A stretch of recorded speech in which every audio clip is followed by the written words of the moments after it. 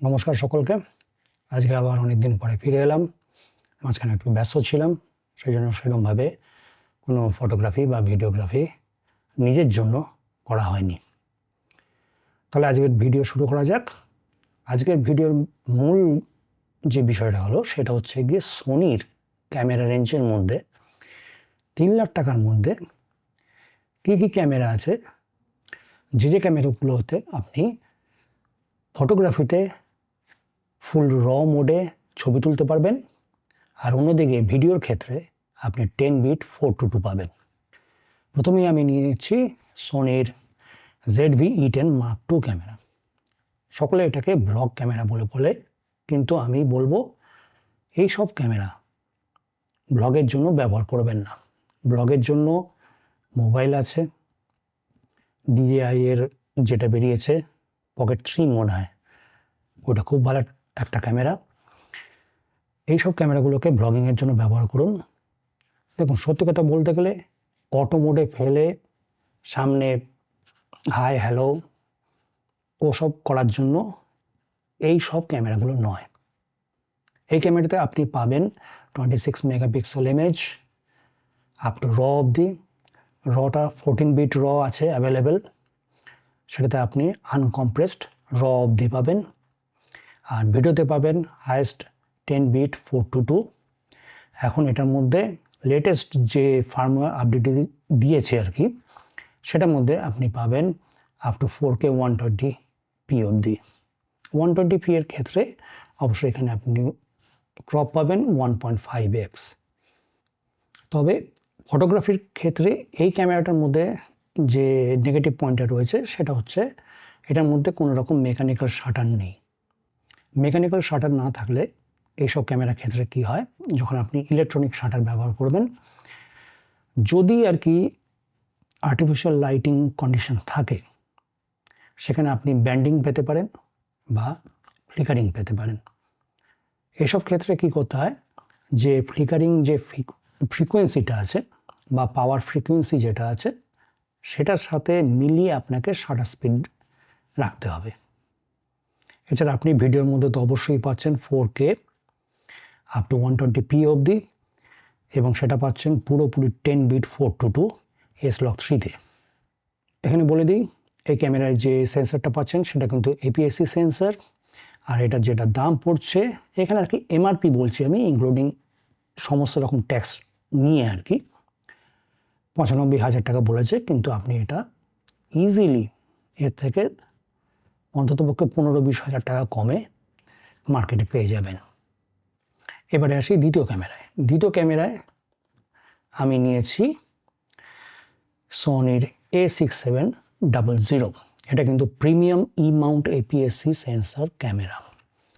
মার্কেটে এটার প্রাইস রয়েছে 1,37,000 টাকা ইনক্লুডিং ট্যাক্স, যেটা আপনি অতি সহজেই এর থেকে 15-20 হাজার টাকা কমে পাবেন। এটার মধ্যে ফিচার কি আছে? প্রথম ফিচার হচ্ছে সেই একই 26 মেগাপিক্সেল সেন্সার। এটার মধ্যে রয়েছে মেকানিক্যাল শাটার, যেটা অত্যন্ত জরুরি ফটোগ্রাফির জন্য আর্টিফিশিয়াল লাইটের। আর এছাড়া তো পেয়ে যাচ্ছেন 10 bit 4:2 S-Log3 up to 4K 120p অবধি। 120pতে কিন্তু আপনি পাবেন 1.5 টাইমস ক্রপ, আনক্রপ পাবেন আপ টু 60p অবধি। এই ক্যামেরাটা কিন্তু সত্যি একটা দুর্দান্ত ক্যামেরা। আপনি যদি ফটোগ্রাফি এবং ভিডিওগ্রাফি দুটোই যদি এনজয় করতে চান একদম সঠিকভাবে, তাহলে এই ক্যামেরাটা অপরিহার্য। এবারে আসা যাক তৃতীয় ক্যামেরায়। এটাও একটা APS-C ক্যামেরা। এটা হচ্ছে গিয়ে cinema line camera FX30। FX30 ওই সেম সেন্সার।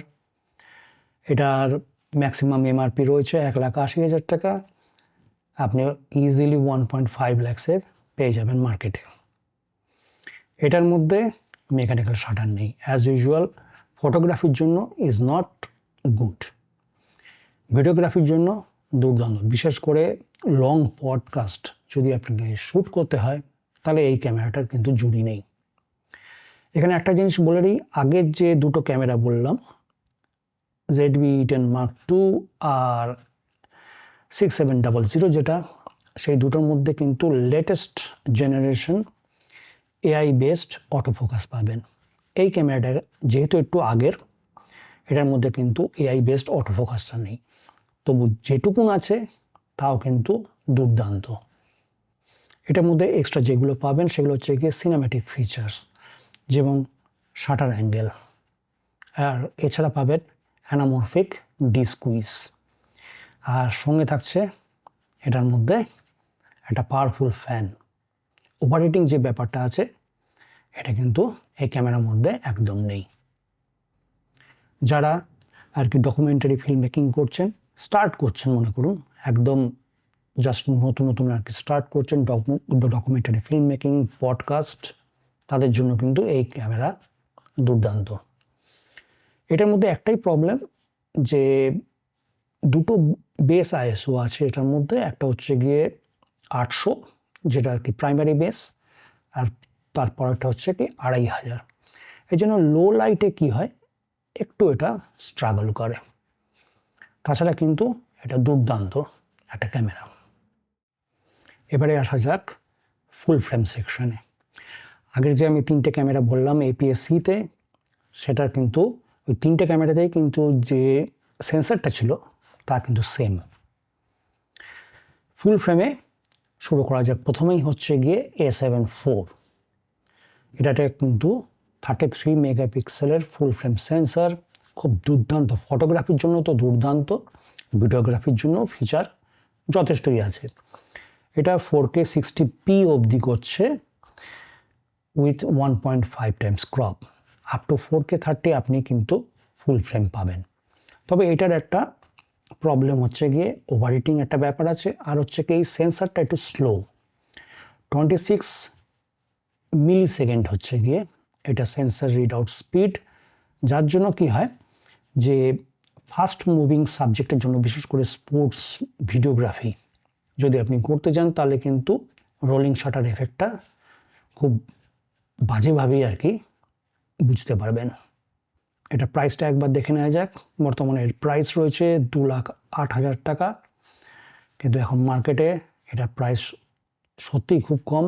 আর যদি সেকেন্ড হ্যান্ড আপনি পেয়ে যান তাহলে কিন্তু এই ক্যামেরাটা অনেক সস্তায় খুব পুষ্টিকর একটা বার্গেন হতে পারে। এবার আসা যাক দ্বিতীয় ক্যামেরায়। দ্বিতীয় ক্যামেরায় আমার চয়েস A7C Mark II। এই ক্যামেরাটার সেন্সার কিন্তু A7 IV এর সেন্সার, সেম টাইপের ফাংশনালিটি আপনি পাবেন এই ক্যামেরাটার মধ্যে। এটার মধ্যে যে প্লাস পয়েন্ট যেটা রয়েছে সেটা হচ্ছে কি এটার অটোফোকাস সিস্টেমটা কিন্তু এআই বেসড লেটেস্ট জেনারেশন যে অটোফোকাসটা রয়েছে সেটা আপনি পাবেন। বাদবাকি যে ফিচারগুলো রয়েছে সেগুলো কিন্তু সেম A7 IV এর মতো, একদম সিমিলার, এখানে কোনো রকম চেঞ্জেস নেই। এবারে আসা যাক তৃতীয় ক্যামেরায়। তৃতীয় ক্যামেরায় আমার পছন্দ হচ্ছে গিয়ে ZV-E1, যেটাতে আমি রেকর্ডিং করছি। এই ক্যামেরাটা বলা হচ্ছে ব্লগ ক্যামেরা, কিন্তু তা একদমই নয়। আমি আগেই বলেছি এসব ক্যামেরাগুলো ব্লগের জন্য যদি ব্যবহার করে থাকেন তাহলে কিন্তু ডিজায়ার্ড রেজাল্ট পাবেন না। আপনি এসব ক্যামেরাগুলো তখনই ব্যবহার করুন যখন আপনি DaVinci Resolve বা প্রিমিয়ার প্রোতে এইসব ক্যামেরার ভিডিও, বিশেষ করে লগ মোডে 10 বিট 422 ভিডিওস যেগুলো আছে বা র ফটোসগুলো যেগুলো আছে সেগুলো আপনি এরকম টাইপের কোনো অ্যাপ্লিকেশনে সেগুলোকে মানে প্রসেস করতে পারবেন, তবেই এইসব ক্যামেরাগুলো কিনবেন। তাহলে আবার চলে যাই ক্যামেরাটার মধ্যে। সেটা হচ্ছে গিয়ে এই ক্যামেরাটা হচ্ছে কি 12 মেগাপিক্সেল উইদাউট এনি শাটার, মানে মেকানিক্যাল শাটার। ভিডিওর জন্য খুব দুর্দান্ত একটা ক্যামেরা। এই ক্যামেরার যে সেন্সারটা রয়েছে সেই সেন্সারটা কিন্তু আপনি পাবেন A7S III, সোনির যে ক্যামেরাগুলো রয়েছে legendary camera A7S III, FX3 আর FX6, এই 3টে ক্যামেরায়।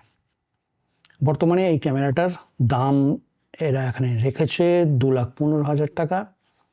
আমি বলছি এই ক্যামেরাটা কলকাতা মেট্রো গলিতে চলে যান, 1.5 লাখের মধ্যে পেয়ে যাবেন, একদম ব্র্যান্ড নিউ।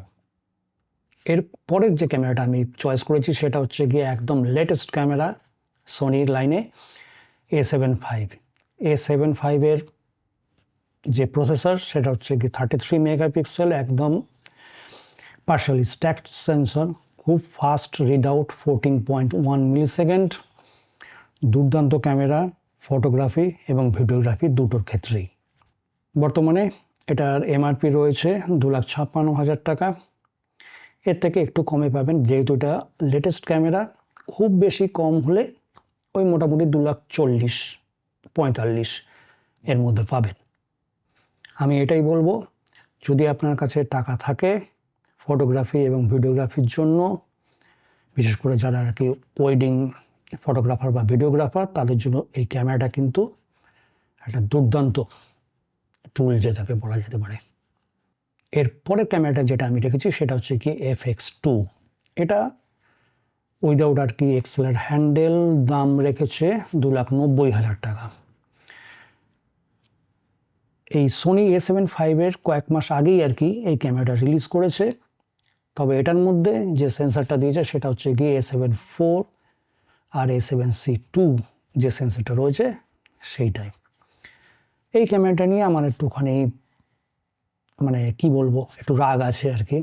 A7 V সেন্সারটা দিয়ে আর কি A7 V সাথে এই ক্যামেরাটা রিলিজ করতে পারতো, তাহলে কিন্তু এই ক্যামেরাটা সত্যি নাম করতো, ভালো মার্কেটিং হতো যেটাকে বলা যেতে পারে। সেটা না করে এটা A7 IV সেন্সারটা এটার মধ্যে ইউজ করলো। A7 IV যে ভিডিও ফিচার্স আছে একদম সেম টু সেম এটার মধ্যে আছে, কোনো রকম আলাদা কিছু নেই। একটা সিনেমা লাইন ক্যামেরা যদি অ্যাটলিস্ট 4K 120p না যেতে পারে, সেটা ক্রপড হোক, তাতে আমাদের কোনো অসুবিধা নেই।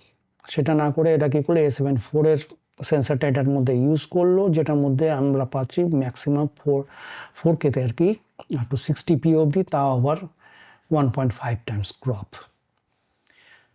হ্যাঁ, এটার মধ্যে ফ্যান আছে, অনেক কিছু আছে, হ্যান ত্যান আছে, কিন্তু সেন্সারটা আমার মনে হয় খুব ভুল লাগিয়েছে এটার মধ্যে। আমি এখানে এটাই বলবো, যদি আপনার কাছে FX2-তে ইনভেস্ট করার মতন টাকা থাকে তাহলে সোজাসুজি এই ক্যামেরাটা না কিনে A7 V কিনুন। এরপরে আসি একটা এন্টায়ারলি ফটোগ্রাফি ওরিয়েন্টেড ক্যামেরায়, যেটার মধ্যে ভিডিও ফিচার্স আছে, খুব ভালোভাবেই আছে। আপ টু 4K আপনি করতে পারেন।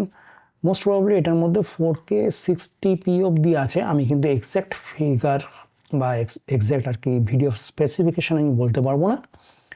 এটা হচ্ছে A7CR, যেটা A7C2 এর সাথেই বেরিয়েছিল। এই সেন্সারটা হচ্ছে গিয়ে 61 মেগাপিক্সেল সেন্সার, ফটোগ্রাফির জন্য দুর্দান্ত। ভিডিওগ্রাফি এটার মধ্যে আপনি করতে পারেন, তবে রোলিং শাটার এফেক্টটা থাকবে, যেহেতু এটা স্লো রিড আউট। 61 মেগাপিক্সেল যেহেতু রয়েছে, পুরোপুরি সেটা রিড আউট করে এক্সাক্ট একটা ফ্রেম তৈরি করতে একটু টাইম বেশি লাগবে, কিন্তু আপনি এটার মধ্যে 10-bit 422 S-Log3 পাবেন। দুর্দান্ত ক্যামেরা ফটোগ্রাফির জন্য। এটার দাম রেখেছে এমআরপি হচ্ছে গিয়ে 2,94,000 টাকা, মোটামুটি 2,70,000 আপনি পেয়ে যাবেন এই ক্যামেরাটা। এবারে এসে যাই এই রেঞ্জের মধ্যে লাস্ট ক্যামেরায়। লাস্ট ক্যামেরা যেটা আমি চয়েস করেছি সেটা হচ্ছে গিয়ে A7R4। A7R5 অলরেডি রয়েছে, যেটা ওই একই 61 মেগাপিক্সেল সেন্সার, কিন্তু সেটা 3.5 লাখ টাকা দাম পড়ে যাচ্ছে।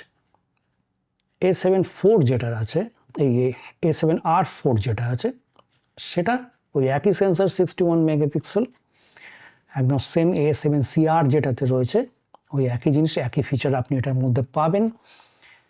61 মেগাপিক্সেল সেন্সার, খুব দুর্দান্ত ফটোগ্রাফির জন্য। ভিডিওতে ওই 10-bit 422 S-Log3 তো অবশ্যই পাবেন। এটার দাম পড়েছে 2,98,000 টাকা। এটা হচ্ছে এমআরপি, আপনি ওই 2,80,000 মধ্যে পেয়ে যাবেন। তাহলে আপাতত আমার লিস্ট এখানেই শেষ, ভিডিও এখানেই শেষ করছি।